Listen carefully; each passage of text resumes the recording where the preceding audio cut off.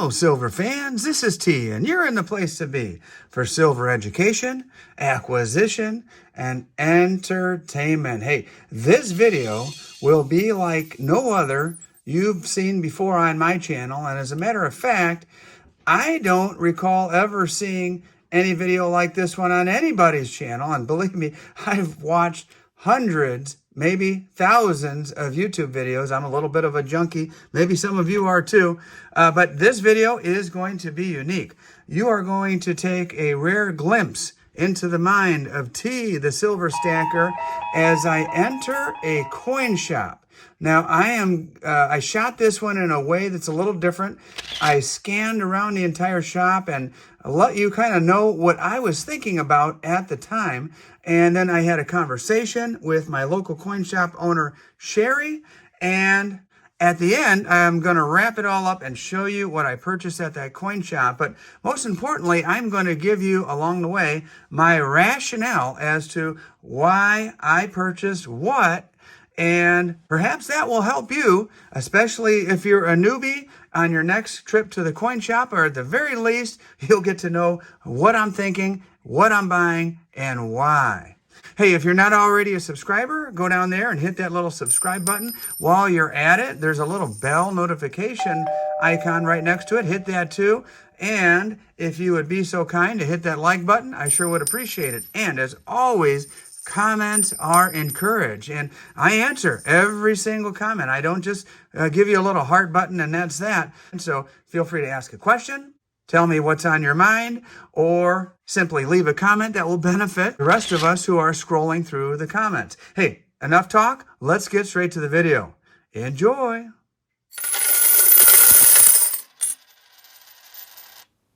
T. All right, guys. Hey, as we take our first pan around the coin shop just to kind of see the lay of the land, let me just let you know that the Collector's Gallery is located south of Chicago on Cicero Avenue, and the information is in the video description.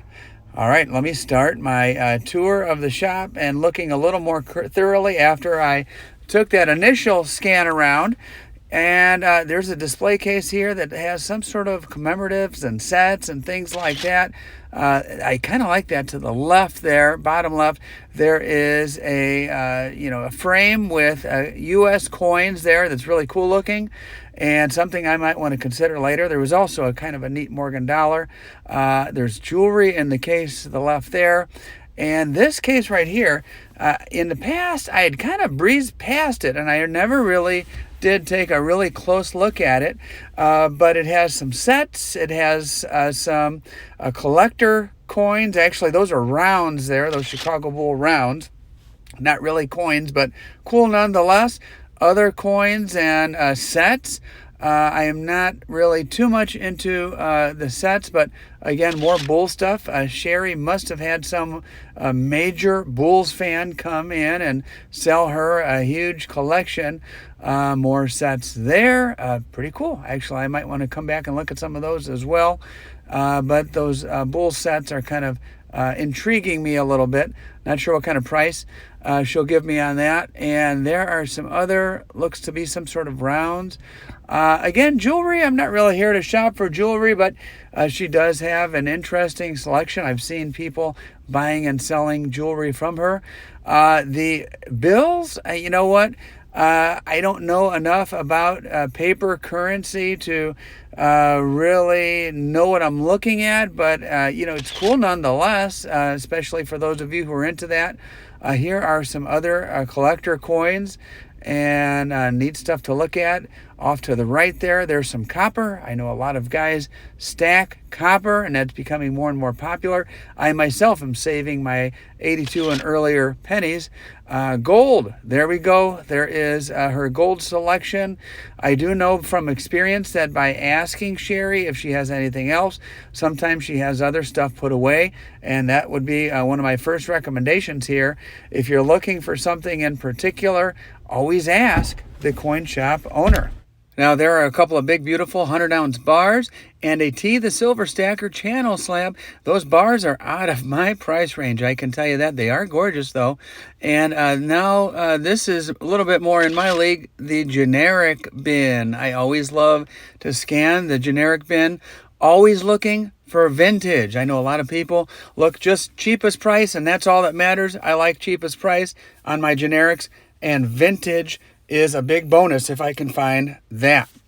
Now, these bins have a lot of like moderately priced numismatic coins. I would say this isn't your junk silver. These are bins for like filling albums and so forth. And Sherrie does have a great selection of Morgans, whether you're talking about the slabbed or the raw. She's got some nice ones. I bought some CCs there not too long ago. And now these bins, I'm not real sure. There are a bunch of quarters and so forth. They look like they are proof condition. So I'm going to kind of pass on those, maybe glance a little. I'm always looking for some interesting Mexican silver. And here are a couple of more. The Negro League Baseball. And I saw Sal from Salivate Metal do a video on that. Loved those coins. Very well done. Speaking of very well done, this is another area where I could possibly get caught up in. There's the semi-numismatic coins here. They are not bullion. They are not, in my opinion, like collector coins, like a vintage coin or a Morgan dollar or something old and rare. They are newer coins with lower mintages that are pretty cool. Here are some, on the bottom left there, some foreign interesting coins. Again, more sets. What goes through my mind when I see things like these sets is they look cool, but those boxes really take up a lot of space. These too, some neat things to look at, but look at those boxes, and if you want to store them in the original boxes, I think you'd need quite a bit of space for that I don't have. You'd also probably need some expertise that I don't have in collecting those. Now in the back there, I see for a wall hanging some displays and some other items as well. Always kind of perusing. I'm looking for some extra pages for my ASE album, which ran out of pages. And speaking of albums, there are some more. Some of them look complete. Some of them look incomplete. Not sure if a deal could be had on some of those. And then we come to the American Silver Eagles. And boy, Sherrie has a whole lot of them. She's got everything from the colorized ones to the various dates to slabbed. If you ask her, she has various dates raw in tubes that she could pull out. If you're trying to complete an album, this would be a good place to go and shop and find what you're looking for.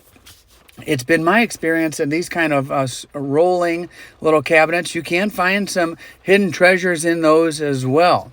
Those red books used to be real popular. Now you can find so much on the internet. They're kind of outdated.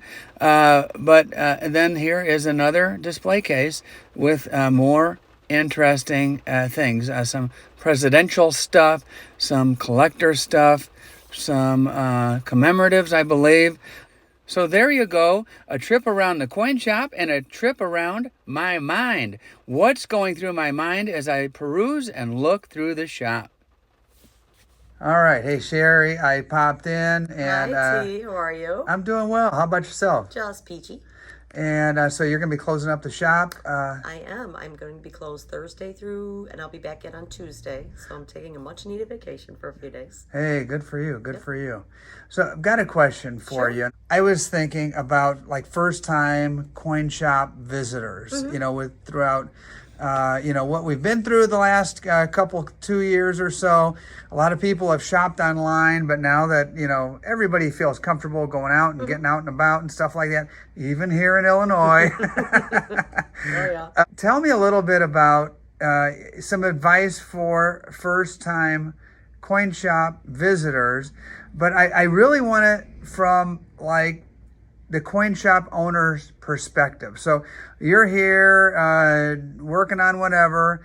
and someone pulls into your parking lot over there, what goes through your mind? Just out of curiosity, what goes through your mind when they pull up? Do you look and see, hey, is this person driving, a Mercedes? Are they driving an old beater? What's going through your mind? Do you kind of like start thinking about what they might be interested before they even walk in the door, or? No, not really. I mean, I treat everybody the same.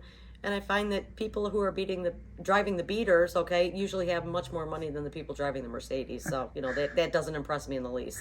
Yeah. So, no, I treat everybody the same. And I always look forward to new people and first timers coming in who want to sit down and chat for a few minutes about what it is they're looking for. They don't even know where to start, Yeah. So, I spend time with them, talking about what are you thinking about doing? Are you looking for silver? Are you looking for gold? Are you looking to invest long term, short term?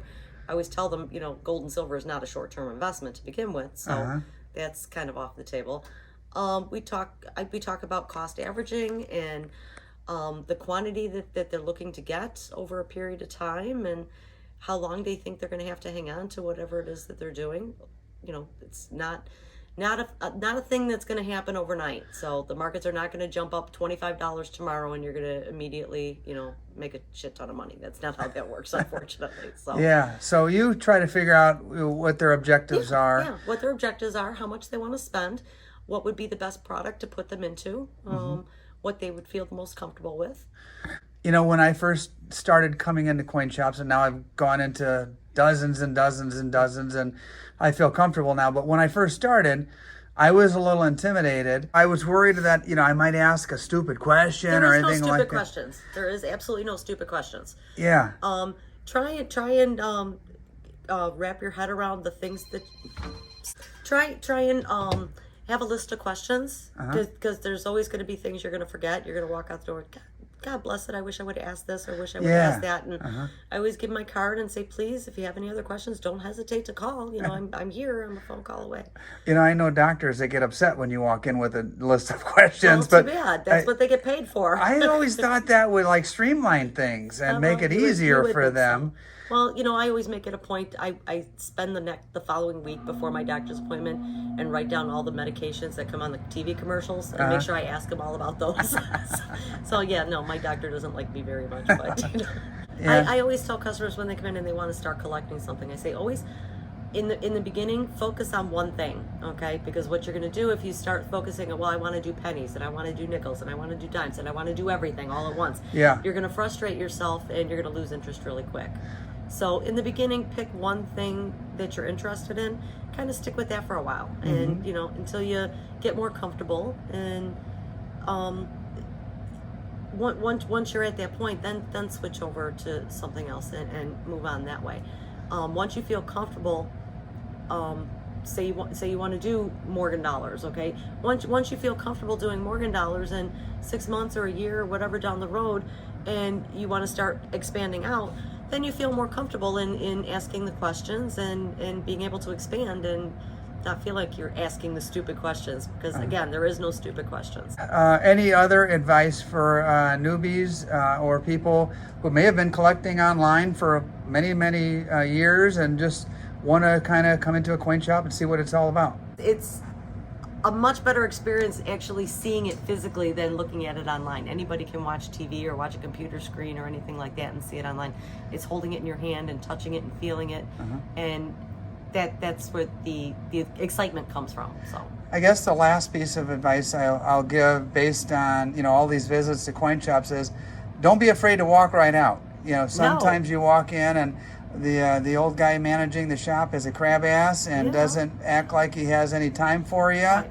And just poke your head in, and if you don't feel comfortable, go out and find the next one down the road. There's plenty of us. I mean, I know we're not on every street corner. There isn't a coin shop on every street corner, okay? Yeah. But there will be one in the vicinity, okay? Another one that you could go to. And again, if somebody doesn't treat you appropriately, you feel uncomfortable, anything like that, just leave. Go to the next guy. Yeah. We're not all like that. We are not all crab asses. Believe me, we are not. Okay. We all have our days, but no, we are not. So Yeah. I enjoy people coming in, and I enjoy talking to people, and I especially love newer people. older people. I love old men. They're the greatest. They have the best stories. They're hysterical. And I enjoy people. So if you can't come to work and enjoy what you do and smile while you're doing it, find a different job. So. Yeah. You mentioned, coin shops are not on every street corner. That's true. It's my impression is that there's less coin shops now than there were 20 years ago. Oh, yeah. My personal quest is to visit lots of coin shops, and hopefully those same coin shops will be around 10, 20 years from now. Hopefully. Do you see that with the direction you cannot make a business just being a coin shop. Unfortunately, there is not enough clientele base. There's not enough product that comes in and out to be able to make a living just doing coins. So we had stretched out. We were doing collectibles for a long time. We did sports at one time. We did Beanie Babies at one time. You have to go and continue on, and you can't just do one thing. Unfortunately, you're not going to survive as a coin shop. So it's kind of a pain in the butt, but you adjust. It's all good. So hey, I appreciate you making the viewers who may be considering making a trip into here or their local coin shop in whatever town they live in, and introduce yourself and shake someone's hand and take a look around and enjoy it. That's what it's about. All right. Well, hey, Sherrie, thanks for the time. Thank you. Enjoy your vacation too. Thank you.